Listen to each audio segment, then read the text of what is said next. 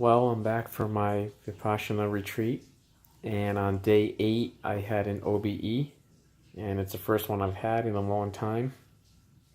I was very excited to have it, even though it was a little strange. So before I left on my trip, I had my friend Stephanie set up a target for me at her place just in case I got out of my body, and she showed me where it was going to be set up at. And I'm going to post a video on here of when I actually went in to see if I hit the target or not.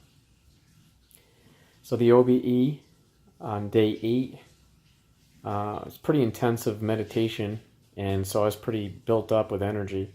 And day 8, usually my OBEs happen in the morning when I do my wake back to beds, majority of them. Very rare that I get one when I go to bed. So I lay down to bed around 9:30 and started getting the noise in my head, and I was like, okay, this is pretty cool. I'm getting the noise, but didn't expect it to go anywhere because I was so exhausted. Thought I was just going to pass out, so I didn't focus too much on it. Went away, came back, went away, and then I started hearing voices. I don't know what they were saying, but I heard voices. So I was like, okay, this is getting interesting. Maybe something might happen. And then after the voices, I felt a pressure on my stomach, real heavy pressure, which people feel sometimes. And I was like, okay, good. I get to feel that pressure on my chest that people talk about when they have like a ghost or a demon laying on their chest, or a gorilla or something like that. So I felt that. And then out of nowhere, I just get pulled right out of my body. Felt myself slide right out through my head area, and felt an entity next to me. And it was definitely, it was a female. It had a female voice, and I had a feeling that it was female just by picking up some sort of feeling from her.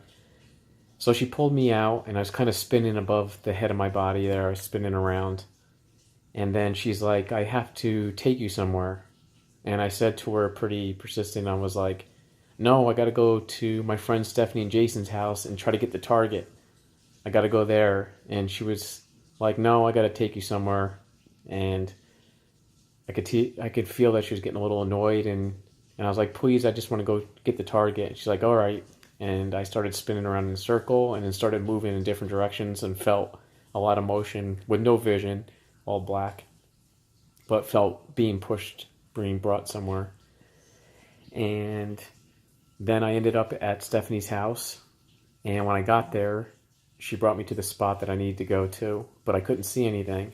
So she's like, okay, it's right here. You got it? You got it now? It's right here. I'm like, no, I can't see anything. So I started using the awareness now. I said, awareness now, and my vision came in. I was like, okay, I can see. And she grabs my hand, and she points it towards where I need to be looking at. And there was actually a drawer there where the spot was, but there's not really one there in this realm here. So I was a little confused on that. So what I ended up seeing was a tape gun without any tape in it, and a yellow card holder that holds cards but no cards in it. And then as soon as I saw that, I took a mental note of it, and she brought me back to the Vipassana place, meditation place. I was in the dorm rooms, and we're going through a few dorm rooms, but I didn't see much in them. And then we're outside my dorm room, and she's like, hey, we have to hide outside here. So we were hiding outside, and then I feel some needles. It felt like she was full of like needles or splinters and stuff like that.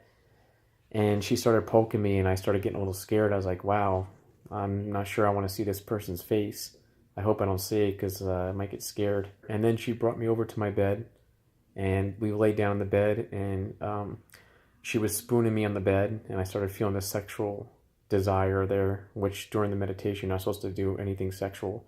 So I started feeling a sexual desire towards her, and she was laying and holding me really tight, and I felt all these different splinters and points where she was touching me all over my body at the same time. And then eventually, after that, she was whispering some stuff in my ear, but I forgot what it was. And then eventually I felt myself go back into my body. And as I was going back in my body, I felt her disappear.